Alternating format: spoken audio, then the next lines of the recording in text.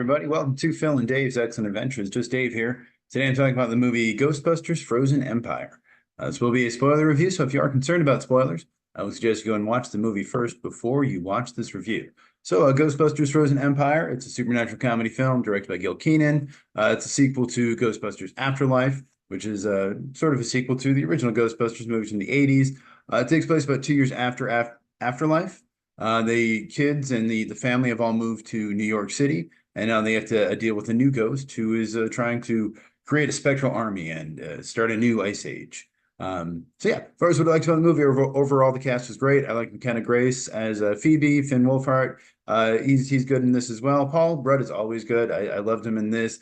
Carrie Coon is great. I like Kumail Nanjiani, Patton Oswalt, Celeste O'Connor as Lucky was fun. Logan Kim is podcast, Alyn Lind. I like James Acaster. He shows up in here as Dr. Lars Pinfield. I like him a lot. He's a funny comedian, so it's good to see him in this. Of course, we have the original Ghostbusters, Bill Murray, Dan Aykroyd, Ernie Hudson, Annie Potts shows up, and even William Atherton as Walter Peck. They're all great. It was great to see them all in this movie again. I loved it. I thought the cinematography was good. It was well done. It was by Eric Steelberg. He works with Jason Reitman a lot, so he did like Juno, Up in the Air, Young Adult. He also did 500 Days of Summer and Dolomite is My Name, which I enjoyed that movie, so that was interesting. I thought the music, I mostly liked the music in here. It got a little, kind of sitcom-y for me sometimes, but for the most part, I enjoyed it. It was by Dario Marianelli. He did Pride and Prejudice, Atonement, Paddington 2, a movie that I really enjoyed. The soundtrack in this one, I don't really remember too many songs other than, of course, they do the iconic Ghostbusters song by Ray Parker Jr., which it's always great to hear. I love that song. It's a good song.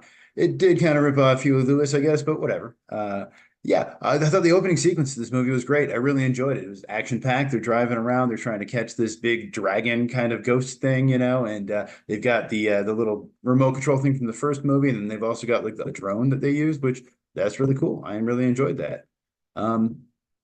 Okay, I don't know why it's not moving. Here we go. Okay, other than that, it was funny too. I really enjoyed the funny parts to it. I thought Bill Murray was really funny. I enjoyed Bill Murray, I think. So just the entire scene with him and Kumail where he's like throwing pencils at him was funny. I like that he's got sunglasses on for no good reason when they confront the bad guy. What's his name? Garaka. I guess maybe to take him off or whatever. He like knocks the thing, the bottle of alcohol falls out. That made me laugh. I like when he's like, proud of you then, proud of you now, when Ray mentions he quit smoking. That was funny to me. I enjoyed that somebody called Walter Peck dickless because that's the funniest part in the first movie, I think. That and the flowers are still standing. I thought Kumail Nanjiani was funny in this. I enjoyed him. I like Patton Oswalt, and like I said, I like James Acaster. So a lot of good comedians in here, people who I like and enjoy. So that was fun. I liked the Garaka, the look of Garaka. I thought it looked pretty cool with the big horns and everything else, and like the way it was lit and everything was pretty cool. And I liked the way that they did the exposition. They showed you with like the stone tablets that were kind of moving and everything. Thought that was really interesting, and I really enjoyed that stuff. I liked seeing Janine suit up. I know again, maybe it's a little too much fan service or whatever, but like that was cool to see. We hadn't seen that in a movie yet. So like, yeah, and of course Annie Potts looks great. So like, why not put her in there? Of course. I like Paul Rudd. He's always great. He's good in everything. He's so likable. He's like the world's cool uncle. And in this movie, he sometimes just has to laugh at other people's jokes, which is not, the best position to be in, but he pulls it off because he's very likable. And I know that Dan Aykroyd loves ghosts, so seeing that whole scene with him explaining ghosts, and I forget who it is, Phoebe, or yeah, I think it was Phoebe asked him if he's ever thought about being a ghost, and he's like, every day of my life, and I'm like, I think that's real. I think that is actually how Dan Aykroyd actually feels. So that was great. It was good to see Slimer again. I like Slimer. Slimer's fun. He looked great. He looked more or less like he did in the first couple movies. So like, hey, I love Slimer. That was cool. The whole thing with the lions, where they made the lions come to life and everything. That was cool too. I've been to New York City. I've seen those lines. I've sat on those lines. Probably shouldn't have done it, but I think I'm past the statute of limitations now. But there's a picture somewhere. There's also a picture of me in front of the actual ghost house on like Varick Street in Soho or in Manhattan there. And I'm wearing, if not this Ghostbusters shirt, a Ghostbusters shirt. So I am a Ghostbusters fan, basically is what I'm saying. And I did like that every character got their own little moment, even some stuff that kind of seemed unnecessary. They did. They came around. Like Ghost Girl had her matches that came up, Finn finally got to drive the car. Like everyone had their little moment. When she called him dad, I forgot to put it in my notes, but when she called Paul Rudd dad and he like got all emotional over it, I'm like, yeah, dude, I've been there. That's great. Like, I don't know if I've been there, but I really enjoyed that scene. It actually kind of made me tear up a little bit. So I'm like, yeah, good job. I love it. Other than that, I guess what I didn't like about it so much is I like Kumail. I think he's funny, but his intro, the scene didn't quite work for me. And I think maybe just it was a little too fast paced, and maybe that's just my personal opinion. Maybe if I watched it again, I would enjoy it more. But I felt like maybe if they would have given it a little more time to breathe between the jokes, where he's like, no, I can't sell it. Okay, 50, okay, 60. And like, I don't know, just something about that didn't quite work for me as much. There's way too many characters in this. And it's like the other kids, I understand why they're in there, and the movie is supposed to appeal to kids and sell toys and stuff like that. But like it seemed a little it just coincidental that those kids happened to be there, because the original movie is in Oklahoma or something like that. So, okay, the whole family moves here, but now Podcast is also here, but he's lying to his parents that he's at space camp. And then Lucky's also here because she's interning with them. And it's like, okay, that seems a little coincidental, but whatever. Either way, though, I'm sure they're likable characters, and I'm sure they're somebody's favorite character. So I can see why they had him in there, but I feel like they could have cut some of that stuff. They could have cut all the podcast stuff, honestly. As much as I like Dan Aykroyd, they could have just had Dan Aykroyd do the Patton Oswalt thing instead and just cut that entire subplot. But that's the thing, the movie just has too many subplots. There's too much going on. And what happened to Phoebe's jokes? That was her whole thing in the first movie. And the beginning of this movie, she tells a joke about Proton, how he's traveling light and all that. Okay, cool. I get that. But like, and then she drops it. There's no more jokes. And I'm like, well, that would have been a good thing for her to do with the Ghost Girl, because that could have like really, like, she could have told the joke. Ghost Girl could have laughed at it. She would have been like, no one ever laughs at my jokes. And the Ghost Girl, that could have been a whole little moment between them. And just seems like a wasted opportunity. So I'm surprised they didn't do it.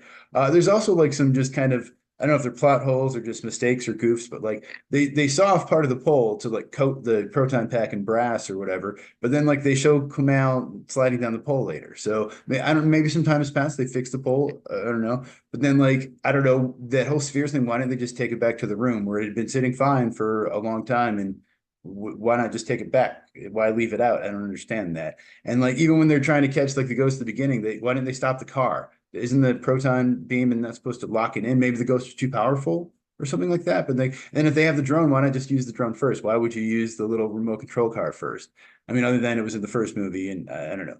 Either way, and the movie does get a little boring in the middle. I thought that, like I said, the opening scene was really fun and enjoyable, and I liked the ending. But there's definitely a part in the middle there where I was getting a little bored. I started to doze off a little, maybe just because I was tired. But yeah, I got a little bored there. Finn Wolfhard's character just kind of disappears at some point in the movie. Like he's kind of got the thing with Slimer going on, and then he's just kind of gone, and you're like, oh, okay. And it was cool to see Walter Peck in here again, but he's also kind of right again, at least in terms of like that Phoebe should not have been working with them. That's a dangerous job, and she's underage. Like that is a decent enough point. But either way.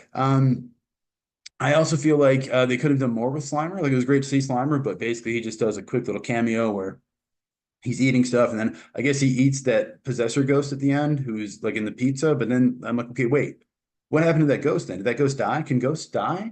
Or is that ghost not part of Slimer? Or I don't quite understand. Or maybe I missed something there. But either way, I also felt a little bad for Garaka. And I feel like whenever they do this with a villain and they give him like a tragic backstory, they're like, oh, and he was betrayed by the king, and then he cut off his horn stuff. I'm like, oh. Well, I feel bad for the dude. Like, just give him his horns back, then, man. Like I understand why he's upset. And honestly, maybe he's just lonely. He just needs some friends. Like, let's hang out. Let's figure this out. Let's resolve this peacefully. I don't know. I always feel bad when they give him like a tragic backstory, because then I'm conflicted about it.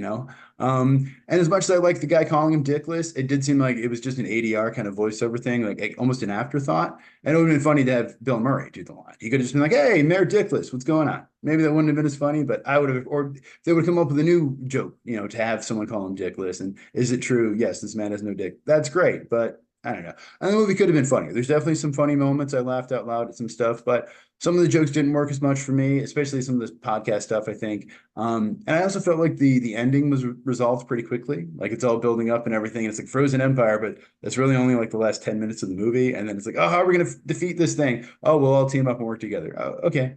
That's fine or whatever. There's also some pretty bad CGI in there. I thought in particular like the garbage bag when it gets possessed looked pretty obviously CGI. And I get why you do that for some scenes, but I feel like they could have also just had a bag and had people off screen pulling on strings, at least for some of the scenes, and could have added a little more realism to it. The lines didn't look great either. There's parts with the car where it's a little CGI.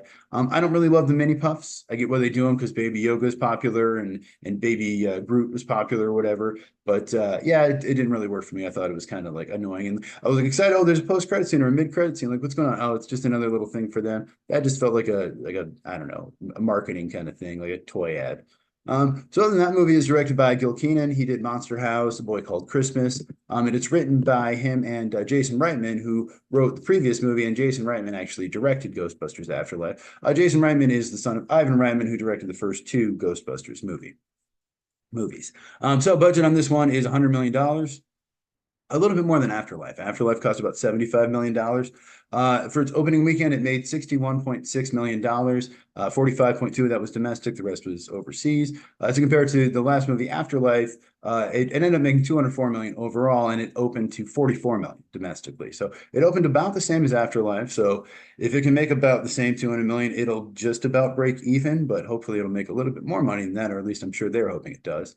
Rotten Tomatoes on this one is kind of interesting because it's got, I think, the lowest critic score of any Ghostbusters movie. It's 42% from the critics, meaning it's considered rotten by their metric, which of course just is an aggregate of all the different critics, but 85% for the audience. So it's kind of interesting to me to look at because basically, like, according to the critics, this is the worst Ghostbusters movie, but according to the audience, this is one of the best. Because as far as like the audience goes, Ghostbusters, the original is at 88, Afterlife is at 94, and this one's at 87. And then weirdly, the critics loved Ghostbusters 2016. It's at 74. So other than the original Ghostbusters, that, according to the critics, is the best, which I do not agree with. And I find it hard to find anyone who would think that. But anyway, that's where it is. This movie, though, did push the entire franchise past $1 billion worldwide, which is pretty good for, what, 5 movies? Yeah, not bad at all. So I'm sure they're happy with that, I guess. And Sony certainly needs the money and the IP, the profit, you know. So we'll see. There's also some references to sort of the real Ghostbusters and like the Extreme Ghostbusters, the animated shows that they had. Acaster, I think, intentionally sort of looks like the Egon on that show, who looked a little different. He had kind of curly blonde hair. Janine also suits up on the cartoons. They had her suit up in this. The traps are on the side of the packs in this, just like they were in the show. Slimer haunts the firehouse. I think the door opening seat thingy also was from one of those animated shows. So yeah, there's definitely some references to that, and that's cool. I enjoyed that. I mean, I didn't really watch those shows too much, but I liked the theme song at least. So yeah, as far as my score on this one, I think I'm gonna give it an 8 out of 10. I really enjoyed this movie. I thought it was really good. I went back and watched my review for Afterlife. I gave it a 9 out of 10. I think that was maybe a little generous. I think in retrospect, I think I might have liked this movie a little more than that, but either way, both good, both simple. I know some of the critics aren't liking them, and a lot of people are upset about various different things, or about it just kind of being a nostalgia kind of, a way to just kind of do member berries or whatever you want to call it. And I definitely see that. There's a lot of fan service in here, but honestly, I guess I just like the fan service. I'm just a big Ghostbusters fan. I just like Ghostbusters. So like, I even like the 2016 movie. I didn't love it. It's probably my least favorite of all the Ghostbusters, but I love the second movie. I didn't realize until recently that a lot of people think the second movie is not very good from 1989, but I love that movie because I grew up on it. And I will admit, going back and watching it as an adult is not as good as the first movie, but Vigo's great. I just, I don't know. So either way, I just love Ghostbusters, so maybe my opinion is a little tainted. But 8 out of 10, that's my score. If you saw the movie, let me know what you thought of it down in the comments below. Thank you so much for watching. Hope you have a great night. I will see you here again next week.